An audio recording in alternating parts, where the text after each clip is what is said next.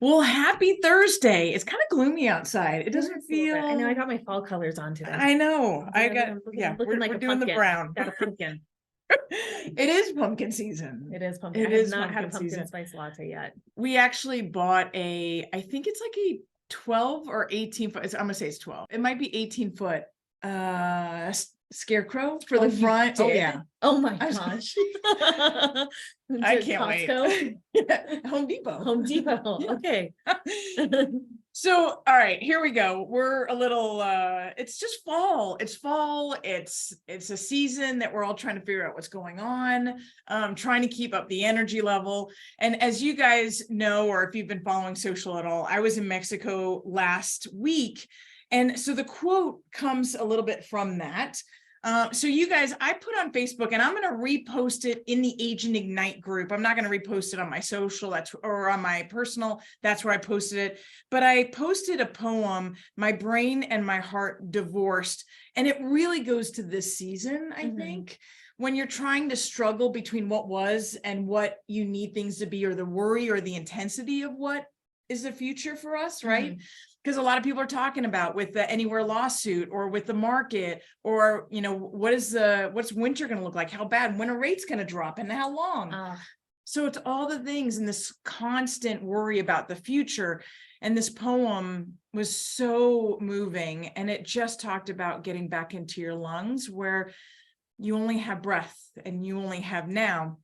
So I posted that on my personal Facebook. I'm going to repost it today in Agent Ignite, so you guys can see it if you missed it. But here's the quote: "Worry is like a rocking chair. It gives you something to do, but it doesn't get you anywhere." Right? And the visual on that was so black and white to me this morning when I read that quote. I was like, it is. We can't sit and worry about the future. And we know our clients are saying, "I'm going to wait." We know the listings are sitting on way too long. The list of excuses is so long right now. Oh, it's so long. So you can panic, or you can be creative. You can double down on the tactics to know that you're building 2024, because what you can't do is dive knee deep into the fear, because the headlines are doing enough of that for you. You've got to pull yourself out of that and be the bridge for your clients, the bridge from that fear and worry to reality, to planning, to strategy, to their financial future, because that's what this season's all about. Definitely. Rocking chair. I like it. Well, we've got a ton to go over today. We do. So I went through and did the monthly reports. Oh my gosh, let me tell you a little story about these stupid monthly reports that I put together. Oh, I know. It took you a hot minute. Oh my gosh. So when I built the report, the Yes. bones of it about 5 years ago, it took me 3 months to build the infrastructure of it. Right. Working on it in between, trying to get my title sales up and running again from changing companies. Right. Because I had to start over from scratch. Well, it's supposed to go from a spreadsheet, which carries automatically over into the graphs, which carries into the tables, which carries into the PowerPoint. And it's all supposed to flow and update as I go. Yep. Broke a link somewhere, Yeah. not flowing over. So you cut and paste, manually copied and pasted every graph Yes. into each one of those presentations, and had to resize it to make sure that everything was the same size going through. And it took me like 16 hours to put together what normally takes me about 4 hours to put together. And so I ended up publishing it on Saturday instead of publishing it on Friday, because everything was broken. And so now when I open up the spreadsheet, I get this nice little pop-up window that says, "You have a circular reference error." And I'm like, I don't know where it is. You really can't find it. I can't find it. I'm sure you spent a ton of time looking for it. Just looking for the bug. Yes. It's just one bug broke the entire thing. And so I don't know where it is. So you literally have to start it all over again. I'm not doing that. No, I get that. I'm not doing that. And so it's only in the monthly report. So hopefully I can get it figured out by the time that next month rolls around. Yes. Because it is super painful to go through and move those. It's just tedious. It's dumb work. Right. It's not a good use of time. Yes. Yeah. You need a VA for that. Virtual do. assistant. Yes. I do. But the weekly reports are all up and running. And so we did have some nice spring back this last weekend after Labor Day weekend was so dreadfully slow. Felt that. Yeah. And so it did spring back this last weekend, not to what it was before we went into Labor Day weekend, but it was still pretty good overall.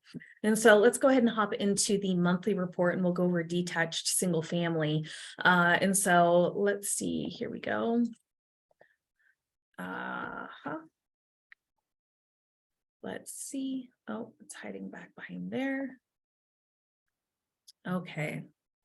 And so this is a detached single family market report. This goes over the 7 metro Denver counties. So it's Adams, Arapahoe, Broomfield, Denver, Douglas, Elbert, and Jefferson counties. For this particular report, it is different than the DMAR report that goes out, which I still recommend that you read and you download and you subscribe to, so that you can get those numbers, because they cover the 11 metro counties, and it's great, phenomenal information from all of your peers that are put out there as well. Agreed. So I encourage you to read that one as well. And so I do put together the monthly highlight reel for you. I won't go over this today, but what I'm seeing a lot of agents do is they take this and they copy it and paste it into Chat GPT. I've been seeing that. And say, go ahead and write me a 90-second script in Chat GPT, and it spits out a 90-second script for you, so that you can make a video for Facebook or a reel or something like that, to get that going for your clients. And a great teleprompter app is CapCut. Right. If you haven't used that before, I've had a lot of questions about what I use for those. Market dynamics overall, looking at the market, we ended up, what was interesting about this month is historically we end up seeing that active inventory tends to build heading into from April up until September. Well, this year, what we ended up seeing was that the active inventory actually went down from July to August by 0.4%. Yes. And so it was down to 4,200 available units for sale. And so the market is just absolutely anemic with listings right now. Yes, it's true that pending transactions are down. Pending transactions ended up falling by about 4% this last month.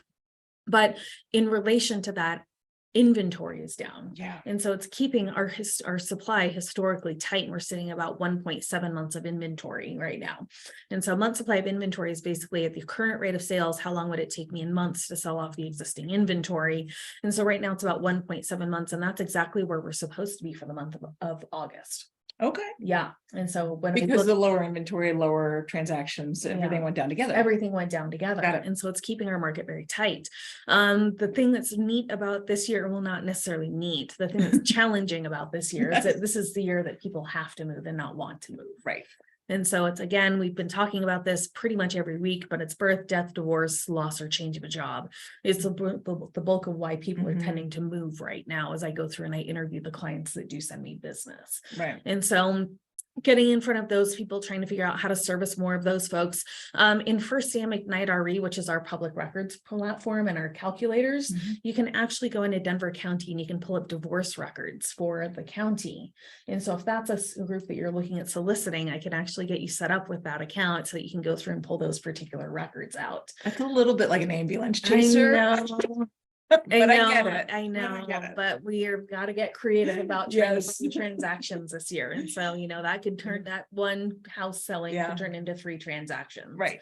And so, we got to get creative about how we go about some of this stuff. New listings were actually up going into August by about 3%, with about 3,100 new listings coming into market. We are starting to see more expired and withdrawn transactions coming off the market as we get past Labor Day, and that tends to trend upwards as we go into the end of the year in favor of people waiting to sell until next spring. But we did have 509 units expire. That was up 24.1% month over month. This just goes to show how short we are in inventory. I like to look back at 2013 through 2019 because those were more regular real estate cycles. And it was kind of like you could set your watch to the market from 2013 through 2019. And while our market is deviating a little bit from what we saw in 2013 through 2019, overall, we would typically have about 6,400 available units for sale, 6,500 units available for sale in August, whereas this year we only have about 4,200. So double clicking on this, the seasonality is the same. The trend lines are the same. The buyer demand and the seller and the listings are consistent. Yes.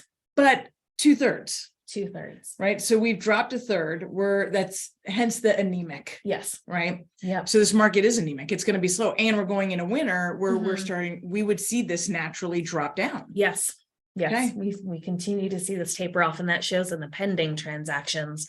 And so historically, we put the most number of units under contract over here in May, and then they start to dwindle from there on down. And so usually in August, we would put about 3,500 units under contract, versus this year we put about 2,500 units under contract. So there again, we're off by 1,000 units that we would historically see in the month of August. And we're all feeling it. Yes, we're all feeling it. We're all feeling it. Closed transactions tend to follow right behind those pending transactions.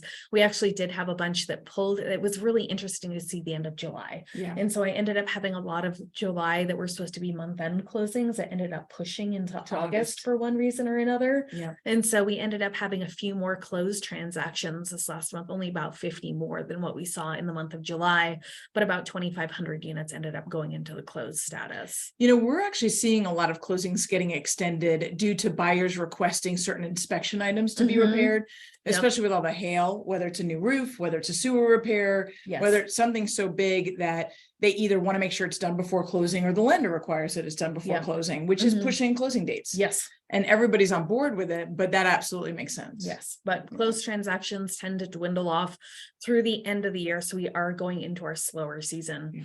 Month supply of inventory broken out by price range. And so our fastest one was $200,000 to $400,000 at 1 month worth of overall inventory. And it grows from there on out, 4 to 5 million at our largest with 7 months worth of overall inventory. But what I like to think about fall is move up home buyer season. And so what you can do is for those homes that are under $1 million right now, you still have an extreme seller's market with less than 2 months worth of overall inventory. And so moving from that under $1 million segment up into something that's like 1.5 million to 2 million, now you've got a 3.3 month supply of inventory. So you've got good negotiating power. So the benefit right now is if you're a move up buyer, you can still sell high and then have negotiating power on the top side when you move up into that higher price bracket. Month supply of inventory broken out into the top 105 zip codes that I track on a monthly basis. You can see here that we were overall between attached and detached residential at 1.63 months worth of overall inventory. Anything that turns red or orange indicates that it's going to be a more competitive market. Anything that turns blue or green will indicate that it's a cooler market. And so hot markets down here really on the south side of town, looking into Highlands Ranch, Lone Tree, Littleton, and Centennial, all below 1 month worth of inventory. Also out into Lakewood, below 1 month of inventory. Green Mountain continues to be a hot spot at 0.95 months worth of inventory. Old Town Arvada is also below 1 month of inventory. Looking up here into North Glen along that 104th to about 120th on the east side of I-25. That old portion of North Glen, 0.98 months of inventory. And then also looking out here into Montbello at 0.79 months worth of overall inventory. Cooler zones getting down into Roxborough Park at 3.86 months of inventory, down into Sterling Ranch 3.05, just south of the airport at 3.31, up into Brighton at 3.5, Candelas and Leiden Rock in 8007 at 2.78. And our market in Lodo is sitting at a 6 month supply of inventory right now. And that has improved from where we were last month. Last month, we had a 9 month supply of inventory. And so it truly was a buyer's market. Now we're sitting at a 6 month supply of inventory, which would indicate overall balance. But that feels like a ton of inventory for that small portion of town. Just because it's been so long since we've really seen that type of inventory across Metro Denver. We're going to skip. What do you think dropped that? You think that it's a demand change, or you think it's a supply change that a project finished out or something? So I don't track new construction. So I don't think that it wasn't a supply side drop unless people were pulling their listings from market and then waiting to list those until next spring. And so we could have seen some of those markets pick up just a little bit by way of demand. And so, I mean, it's a really small market overall when we're talking about it. I mean, we're talking about overall like 30 transactions a month out of that market. So shifting from not, what was it? Nine, went from 9 down 9 to 6. Down to 6. Yep. Yep. The overall odds of selling for the month of August was about 51.6%. That fell by 0.7% as we headed from July into August. It was still better than what we were averaging from 2013 through 2019. Historically, we see about a 50.7% overall odds of selling. This year, we saw 51.6%. And keep in mind, as we head into September, September typically represents the lowest odds of selling, and then it tends to stabilize as we get into October, November, and December. But inventory is usually at its highest as we get into September, and demand is starting to taper off. And so we end up seeing that September is actually one of our more challenging months to sell a home in. Looking at where we were for the odds of selling broken out into price range. Again, move up home buyers, now is your time. Especially if you're under that $600,000 mark, you're still over a 60% odds of selling. And as we get up here into the higher end of the market, up to 5 million or more, at about a 15.6% overall odds of selling. Here's the odds of selling broken out by zip code for you. So highest and best odds of selling, we're actually out in Montbello at a 74% overall odds of selling.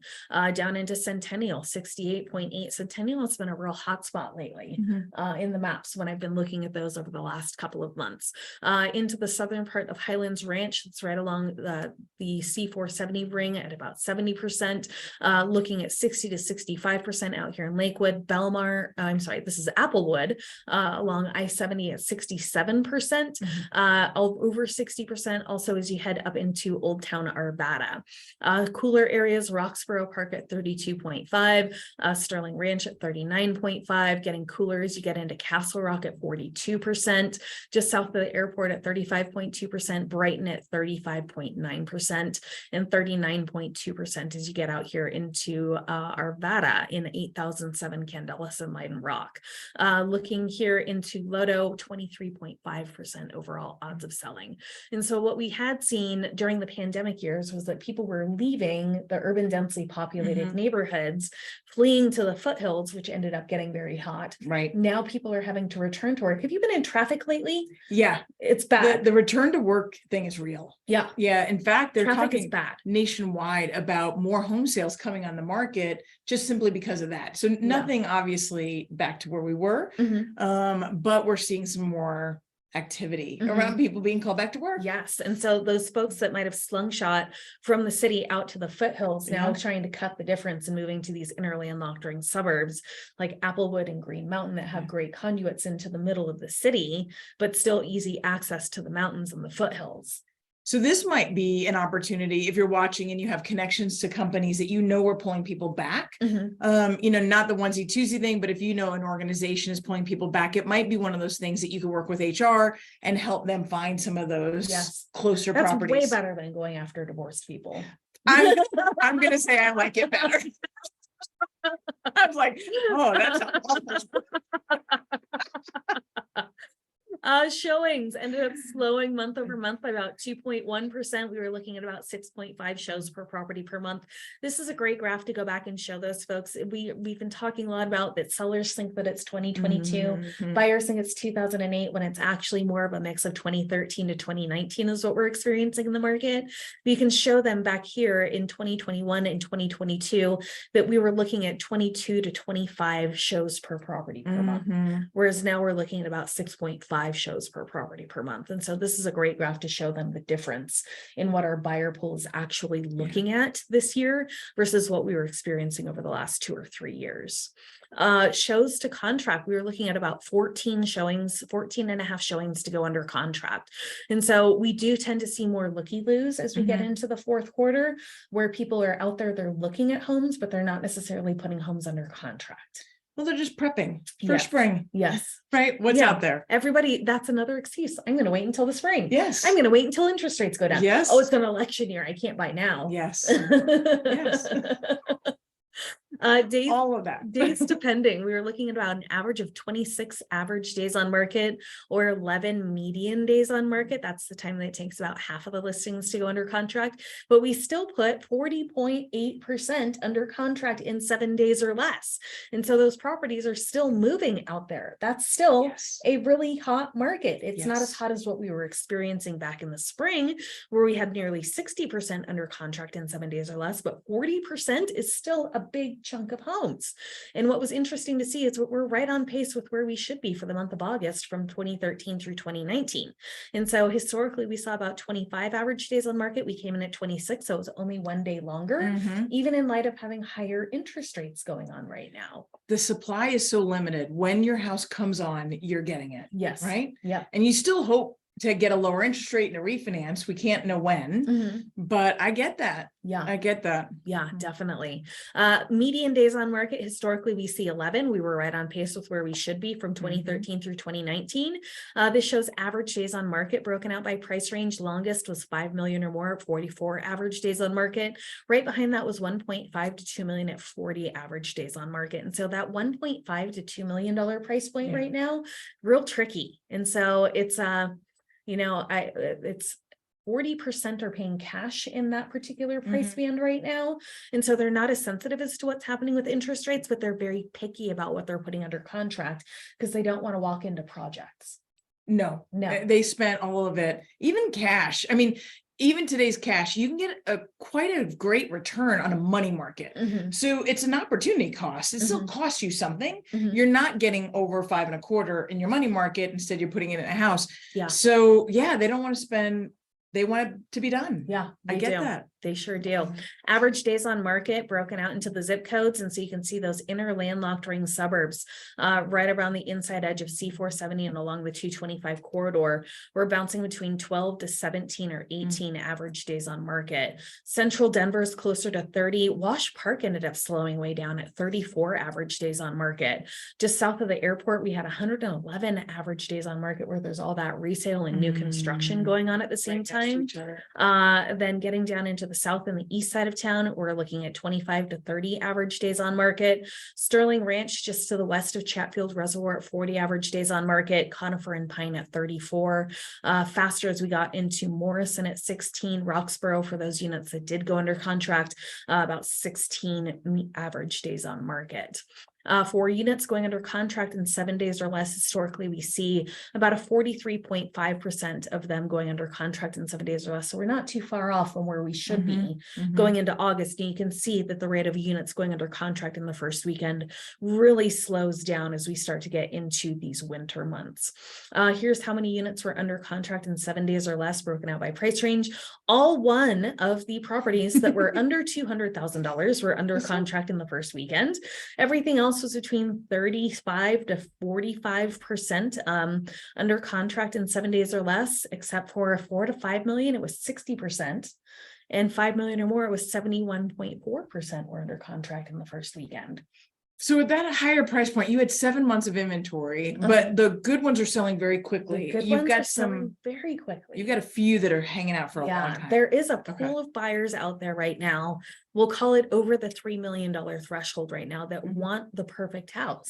They're out there and they're looking, they've seen everything that's on the market. And then that happens is that those units that come to market that are staged well, that are updated, that have great photography taken of them, they're going under contract very quickly. Yeah. And so it's interesting to see that market. You're either under contract multiple offers in the first weekend, or you're on the market for like 60 days. Yes. There's no in between.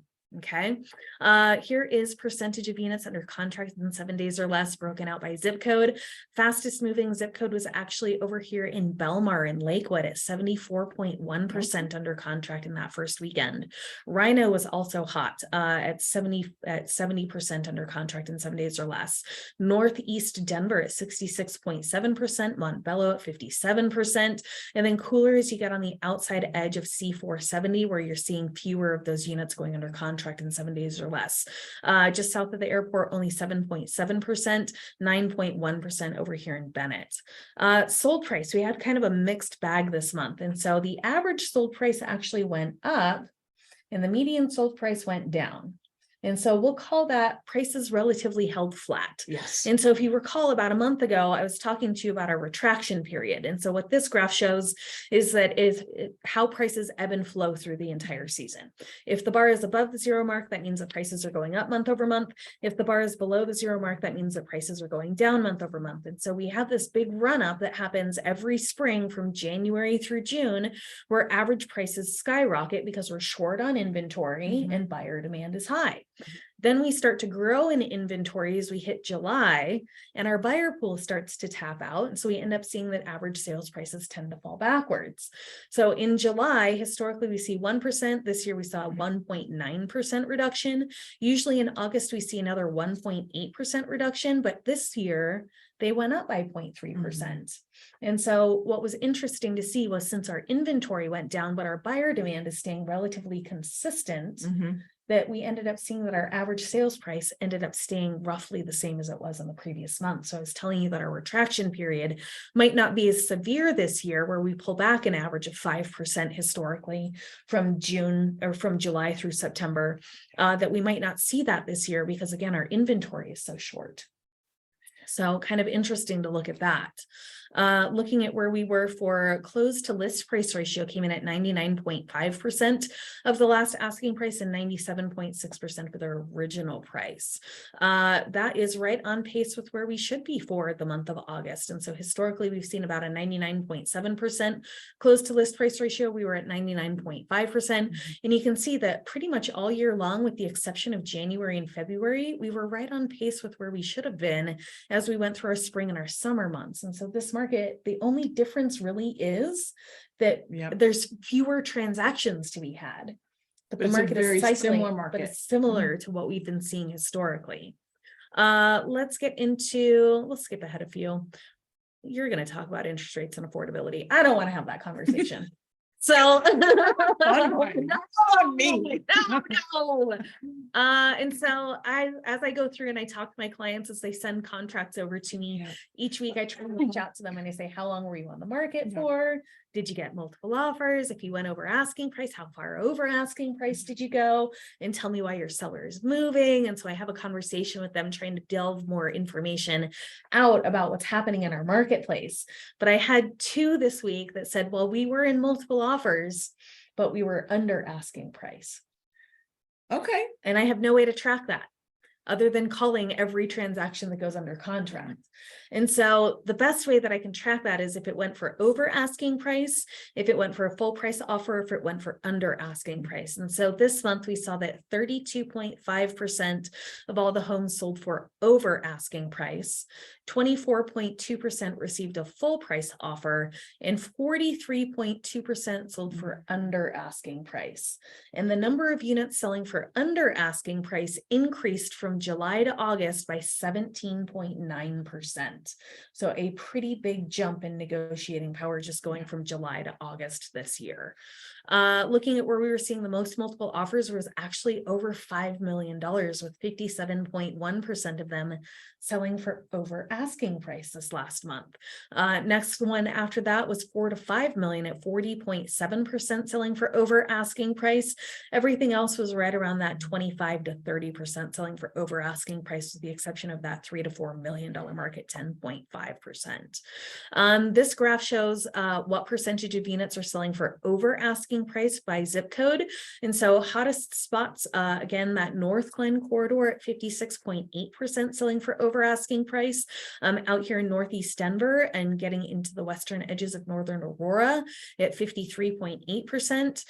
This portion of East Denver, West Aurora at 66.5%. Getting down just south of Belmar at 63% selling for over asking price, as well as the northern portion of Lakewood at 55%.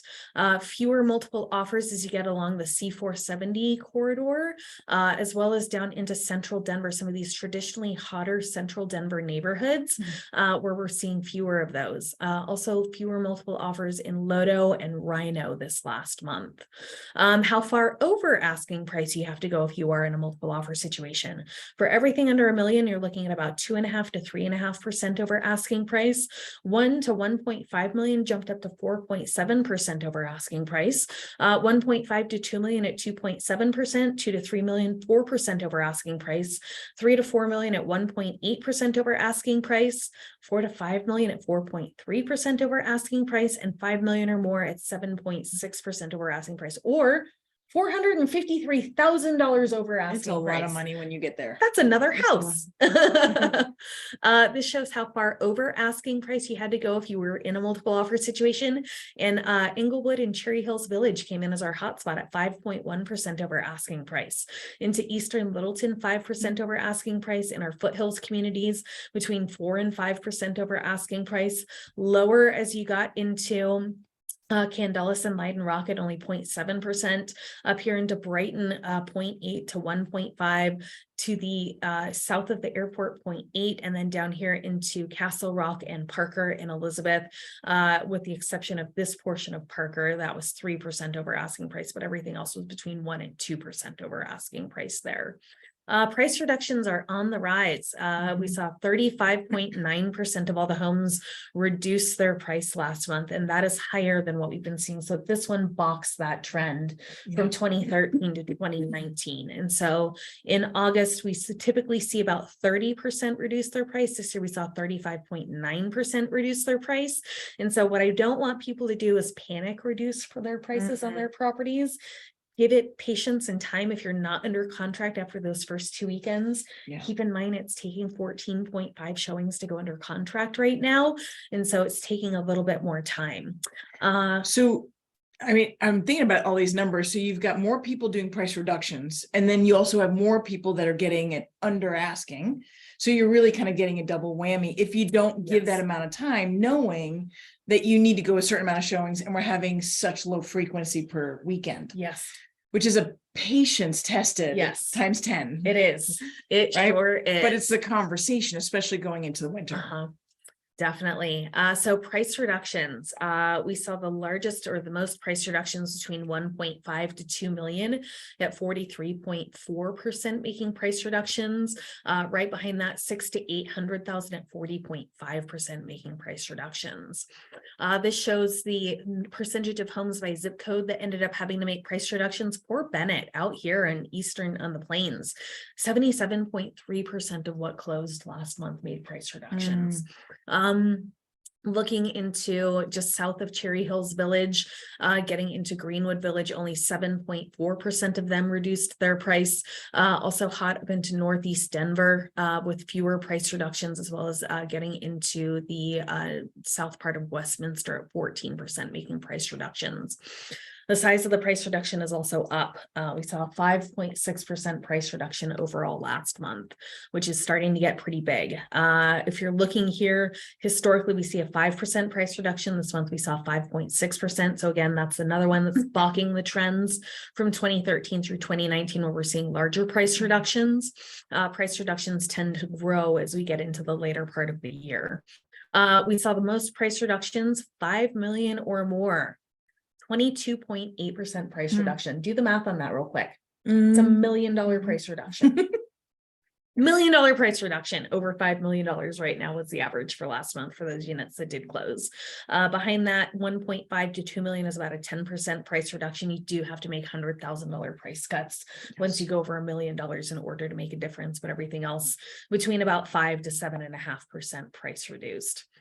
This shows size of price reduction broken out by zip code. Lowest price reductions were out here in Green Mountain at 2.5% reducing their price. Also smaller price reductions up into the north and the east side of town, along the 225 corridor and along C470. Right here getting into Cherry Hills Village, that's where we saw those major price reductions at 14% off of that original price. Distress transactions, short conversation, there were two. One, I want to stop doing this graph. I stop doing this graph now. It's not going anywhere. It's not going anywhere. And it won't. No. And so we're too flush with equity for this for this to happen. If someone finds themselves in a level of distress, they're able to sell their house very quickly, get out from underneath of it, and walk away with all the equity that they've gained. But there was one bank owned, one HUD property, and no short sales last month. I'll wrap it up with letting you know that in the back, there is a zip code index. So you can flip to the back of the report and you can see all of the different zip code metrics. So take a peek at that when I send out the reports for you guys today. It looks like we've got a couple of questions, and I will just send out a deep dive of the weekly information and I'll turn it over to Nicole so I don't eat up any more of her time. And so didn't you have a resource at title.who runs the new home construction data? If so, how do I connect with them? So the connection that I had is no longer in position with the company that I was working with. Got it. And so good new construction data is Zonda, Zonda. Yes. And so I would definitely reach out to them. Only 6.5 shows per property per month in August, or 6.5 shows per week in August. Thanks. So 6.5 showings per month in the month of August, based off of data from showing time. And so we were looking at about So it's like 2 1.5 showings a weekend. We're looking at about 1.5 to 2 showings per week right now. How do you keep a listing motivated? A seller I motivated? know. You got to clean your house for one guy. Yeah, Yeah. there you go. Chris Can you arrived. show the distressed again so I can do a screenshot? I will be emailing you out a Mhm. copy of this. So if you have, if you've subscribed to this, you should be getting an email from me between 11:30 and 2:30 today. So I'll get that out to you. What's the difference between median price and average? So the median is basically where you take all of the average price or all of the prices of the properties, Yep. line them up sequentially in order from lowest to highest, and it's the number that falls in the middle. Mhm. Versus an average is I take all of the prices and I add them up and divide by the total number of properties that there were.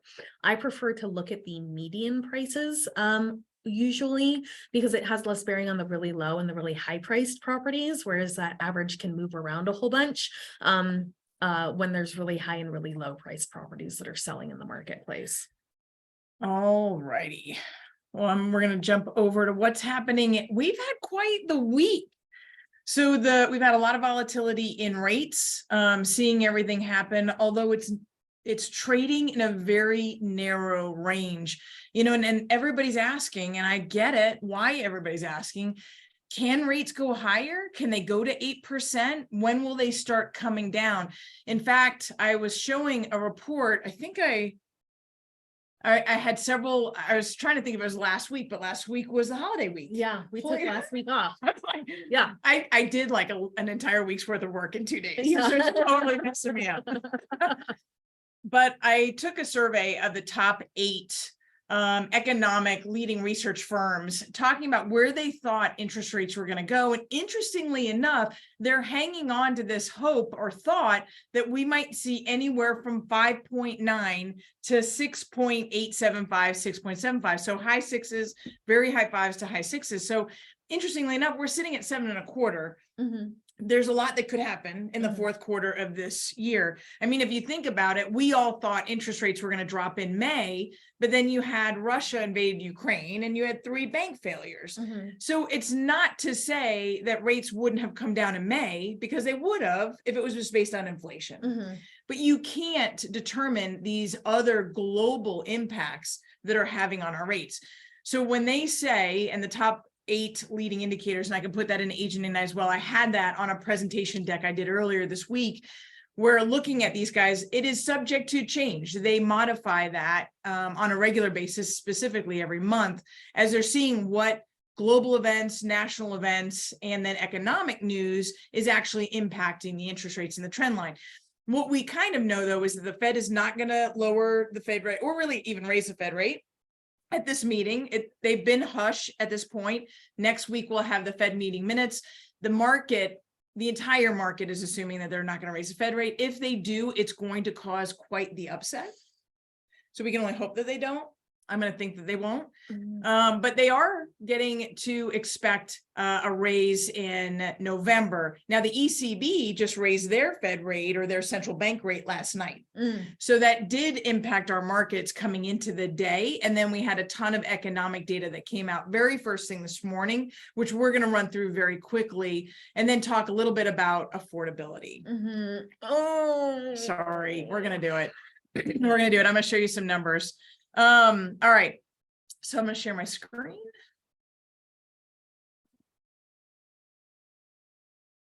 So rocking chair. And then this is that's not the whole poem. This is just one part of it. God, I just love this poem so much. But we'll have that on the Agent Ignite Facebook group.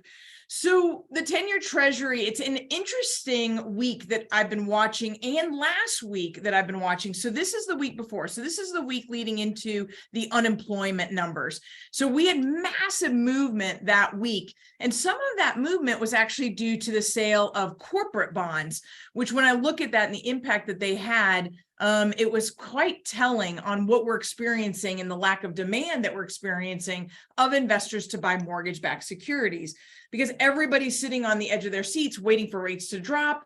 Once they do, everybody's going to refinance. So all of a sudden, those long-term investments hold no value, right? Because you turned them into short-term investments because everybody's refinancing. So those mortgage-backed securities aren't being held for the long term. So we saw that all happened that week. And then ever since then, now for a week and a half, we've been sitting stuck at 4.25, with some pretty big news overall. And CPI came out, which can be a market mover.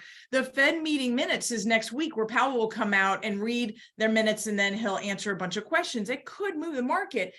If that doesn't move the market and we go through all of next week still stuck at 4.25, it's somewhat telling that until we really see inflation drop considerably, this core inflation that's stuck is holding our 10-year treasury, which is holding our 30-year fixed. And then it's just a matter of, will those 8 leading research firms start to adjust where they think the 30-year fixed rates are going to go at the end of this year. But that's what we're seeing right now. The 30-year fixed rates are kind of hovering. We did see them jump up. We saw them give some back, and then they ended up very quickly falling right back in line to 7.25. So we're continuing to see that even today. So what news did we have? So we had the CPI come out, and the year over year, the headline number actually jumped for 2 months in a row. We saw it go up, but the core dropped slightly. So we saw headline CPI go up second month to 3.7, and then we saw the core really just meet expectation. The number that's more significant isn't the annual year over year, but the monthly. So it's month over month. We saw a big jump in headline, because you're going to see in the couple of graphs, this one and the next couple, we're going to see that oil and gas is what's causing the numbers. And we know what it is, and we knew what it was going to be before even the reports came out. So because we already knew what the answer was, that's why we're not seeing the markets move. Markets move on surprises. If we've already baked in that knowledge, then you're not going to see the massive swings that you might see if something is surprising us. But month over month headline numbers jumped up considerably due to oil and gas. The core popped up just slightly, because even though the core strips out oil and gas, it does still filter into the cost of other services or other goods, because they're experiencing additional costs due to their gasoline or their oil. But when we look at it year over year, so the August from last year is the number that falls off when you're looking at the annual numbers. So August last year on the headline was really low. That's why the headline year over year inflation number jumped so significantly, because this high number, because of oil and gas, replaced a very small number. And the opposite is happening for core. We had a very high number, and if it wasn't for the oil and gas situation, we actually would have seen that core inflation drop more, because the shelter costs did drop. In fact, they've been growing for 40 straight months. I mean, look at this comparatively. I mean, it's insane. But they dropped significantly, 0.7%. So if they had dropped and we hadn't seen oil and gas, we would have seen the core, which has been so sticky, drop further. This is one of those things where you can estimate that you're going to see inflation ticking down and interest rates coming down. But until you know what else is happening and what's happening right now in the oil and gas industry, then you're not going to know that this is going to keep holding it up higher, stickier for longer. PPI came out, which is the producer's price index. So I only use PPI. It doesn't affect us as a consumer. The CPI is really our cost of things when we go to the gas station or when we go buy a gallon of milk or a dozen eggs. PPI is kind of a leading indicator, because it's a producer's price index. It's what the wholesalers are experiencing. Are their prices going up? Are they having labor shortages? Are they having quicker turn times? So all of the things, when we talk about wholesale, they just simply had the exact same situation. So while they had headline go up, they had core slightly fall. Ultimately, it didn't move the markets. It started to. We saw some quick moves, and then it started to level right back out again. Here's an interesting number. Retail sales was actually up. Stop spending your money. More than half of that was at the gas stations. Oh, are you feeling wow. that? I plug That's mine in. Wild. Yeah, well, and I got a premium gas too. So retail sales went up 0.6, but so this actually continued from the previous months. We're not seeing that come down. So I thought this was a really interesting graph to see just where we are compared to the last 4 years. We've been staying in this high range. There's really no expectation for this to drop down. Based on all of these numbers and retail sales going up 0.6, you would expect that the third quarter GDP is going to be especially strong.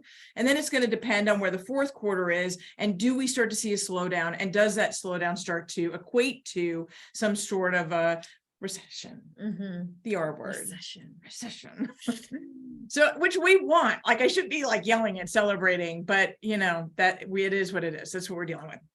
Initial jobless claims, we watch this on a weekly basis because this is the one that most appropriately and timely tells us what is the current status of the job market. And we all know that we've been kind of sitting on the edge of our seat on this core inflation and how sticky it is, and on the job market. Because if I break down the job market, it really is about the wages. Right? Because wages, if they're higher, they affect the entire supply chain of costs, right? If I have to pay my employees more in wages, then I have to charge more for my services, or I have to charge more for my products in order to pay my employees more so that they can afford more, which it becomes a very, it becomes a cycle that is hard to break, is what happens. Yeah. And so right now, you really only start to see that break. We talked about the quiet cutting 2 weeks ago, where businesses are doing that instead of firing people, which goes to why jobless claims are so low, because there's no unemployment because people aren't getting fired. Right. They're going on a quiet cutting, and they're not leaving. So you actually see that the people who are quitting on their own is also down. People are just hanging on to their jobs, waiting through the fourth quarter to see what happens. But this trend, the 4-week trend line, hit a 7-month low. So we're continuing to not have that massive push of unemployment. Therefore, people are going to spend less. But we do know that we are running out of the excess savings. We do know that student loans kick back in October 1st. They started recalculating September 1st. And with all of this, and we do know that credit card debt went above $1 trillion. So it hit $1 trillion and it kept going up. It's not coming back down again yet. That's wild. So credit card debt's high. We're running out of savings, and people aren't getting fired. They're holding on tight, but they're making less money because of quiet cutting. This is all going into what's happening, and the psyche, the small business confidence and the consumer confidence are going down right now because they're feeling like things are shaky. They don't know where things are going, which is going to impact also our real estate market, right? You've got these consumers that they're saying they want to wait, that some of them are waiting because they think that there's a bubble bursting, but some of them are just waiting because they're afraid, right? And for good reason, if you start to add up all of what's happening in the economy. Mortgage purchase applications actually ticked up 1%, which might go into why we saw a little bit of a bump, right? A little bit of a bump last weekend. So we saw mortgage purchase applications tick up just slightly. But if I look at the grand scheme of things, 1% from the bottom isn't really a lot. You're still at the bottom. I want to celebrate. There's been a lot of gritting teeth in this presentation. I'm so sorry. So 1% from the bottom. So we got to go back to 1995 to see this lack of demand. Mortgage rate locks shouldn't be a surprise. It's under anything we've seen for the last 5 years. So, and it's depressingly low, which goes right in line with the charts that you're showing, where we're a full third off of our normal trend lines. Yeah. So we're seeing that too. So the mortgage rates, and you guys have the benefit of working with some cash buyers. Yeah, I don't get that benefit. So let's jump into affordability for a hot minute. So the national payment to income ratio hit a record high. Ouch. And that's nationwide. So it hit 38%. We're above that. So our house debt to our income, just that alone, so not a total debt to income, just our house debt to our income is 41%. Think about that. So the Fannie Mae Freddie Mac housing debt to income ratio maxes out, really the total debt to income ratio for clients that have maybe some challenges in their credit might cap out at 43 or 45. And that's it, right? So if I can total debt cap out at 43 to 45, then to have my house alone be at 41, you really need to be ahead of this, guys. Like if you've got clients who are sitting waiting, this is the conversation. What does the rest of your debt load look like? Because I'm hearing nationwide, we've got over $1 trillion in credit card debt. Where's yours sitting? Are there things that we can do? Can we pick up another job and hold on to it for a year to increase income? Can we consolidate and attack debt? Can we improve our credit score and increase affordability? These are the conversations. Stay relevant, stay engaged, and stay tethered to their journey. I'm telling you, this is the conversation right now, going back through all of the database, who didn't buy, who wanted to buy 3 years ago. That's your buyers for when we come out of this. But you've got to be in line with what they're thinking and help them kind of get to this point of affordability. Because right now, affordability is tough. So here's an interesting statistic that came out of Black Knight.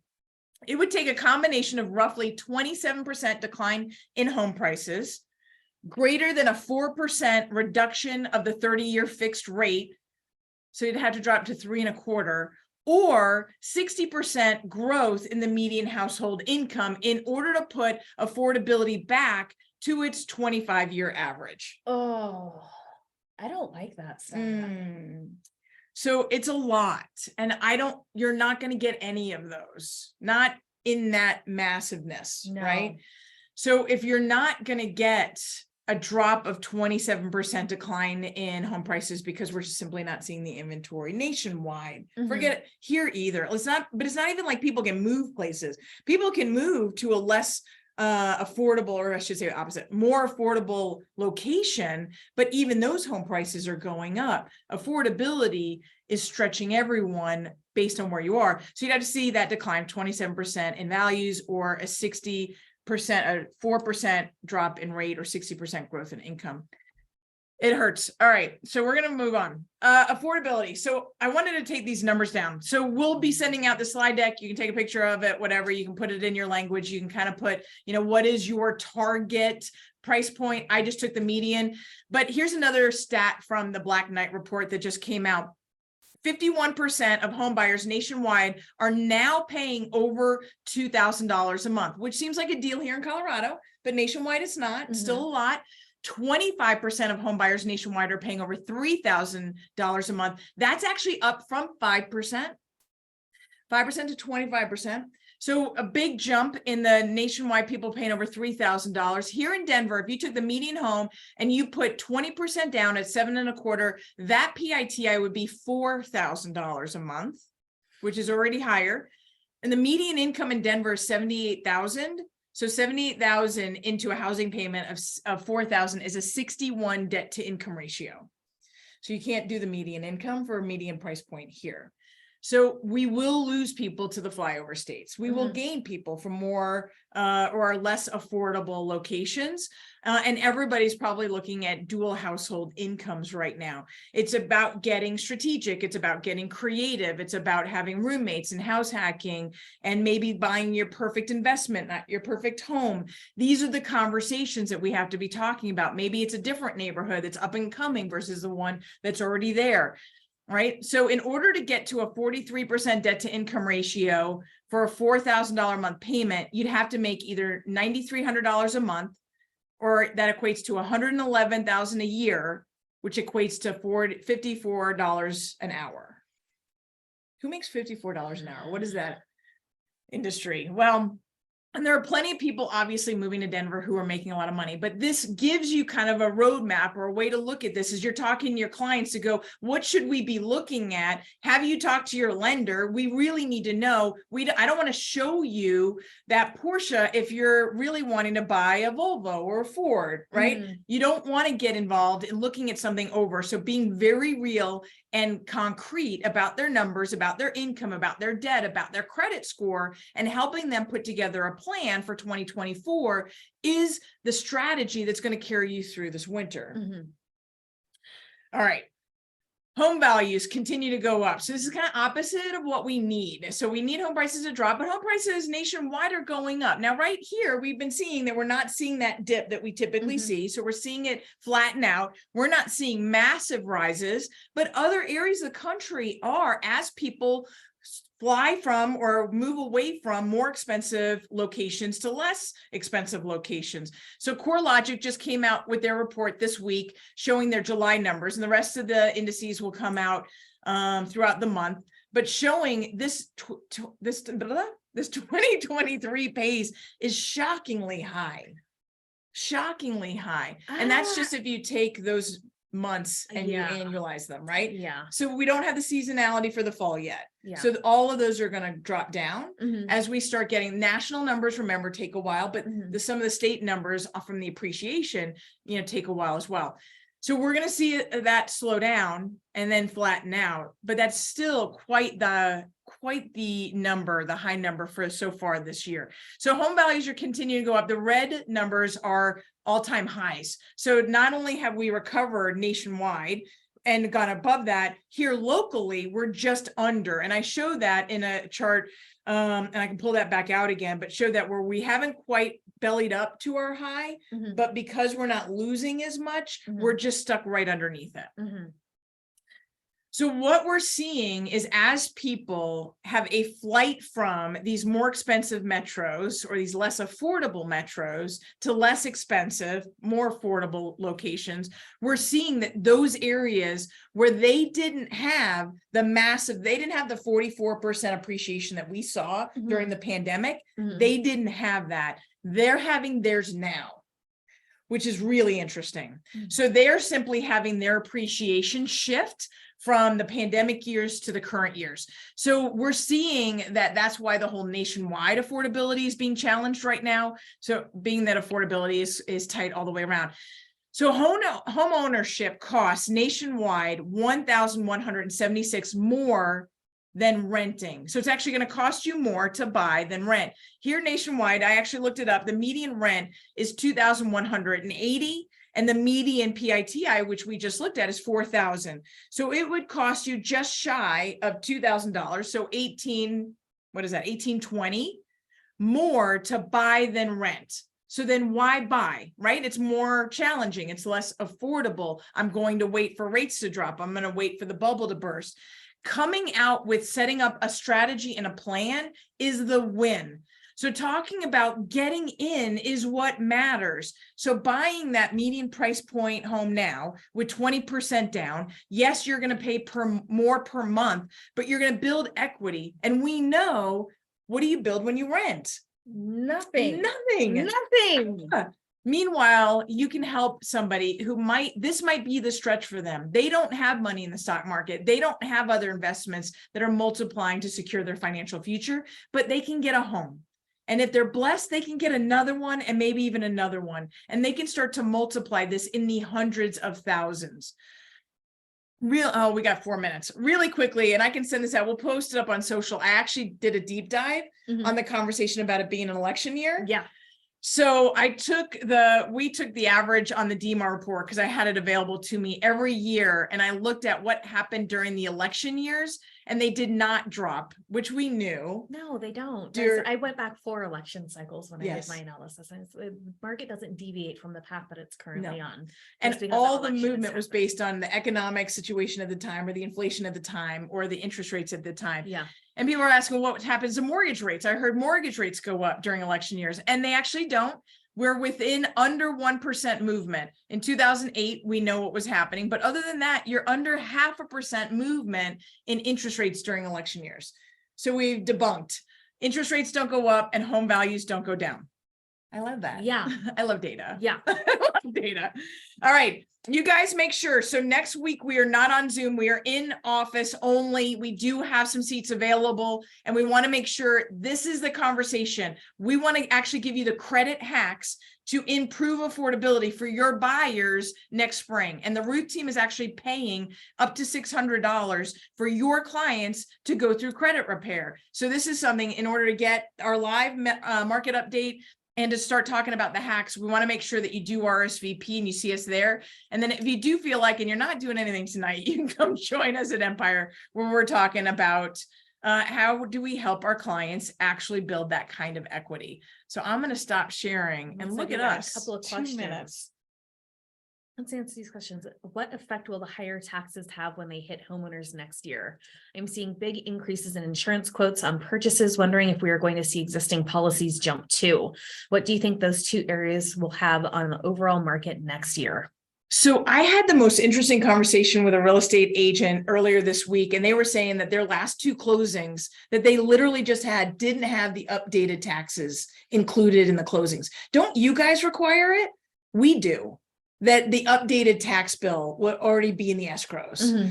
So that real estate agent said that my last 2 closings didn't have that. So it's going to be a shock Mm-hmm. to the clients, which I was surprised by that, because we've been requiring it for months now, ever since the conversation changed. But it is going to, everybody should already know, but it is going to impact both purchases and home ownership, because it went up 44% and insurance went up 34%. Yeah. So it's going to impact affordability. Yeah, it is. What's your source for the 3.6% projected annual appreciation rate? So the 3.6 projected is not, what I did was I took the historical average of 3.6. Remember, the Denver market tends to appreciate higher. I didn't even give it that. So the 3.6 is the national historic appreciation. If I go back 4 decades, which is really relevant because that includes Cleveland, Ohio, which is the most affordable location, and Oklahoma City, Oklahoma, which is the second most affordable location. So it includes those lower priced homes as well. So in Denver, we're actually going to give even a better lift to our clients. But I wanted to be super conservative and super realistic to talk about the fact that if you bought that home today, what could that give you in equity? Mm-hmm. So we are getting feedback that the link for the for next week is sold out. Oh, goodness, no. I will make sure that that gets open right away. Awesome. Yes. Well, that takes us through everything. We're ending right at 11 o'clock on the dot. So yay us. We're not keeping you guys over any longer. And so thanks so much for tuning in. Again, we hope to see you guys next week here at Nicole's office in Inglewood. So please come out and join us at Movement Mortgage for our market update and a talk on credit repair. If there's anything that we can do to help you out, don't hesitate to reach out to either one of us. We would love to see you at our closing tables. So please keep me in mind with Megan Aller with First American Title and Nicole Ruth with Movement Mortgage. And we will get all of our slides out to you in just a little bit here, along with a copy of the recording. So thanks so much for tuning in, guys, and we will see you next week. Bye. Have a great weekend.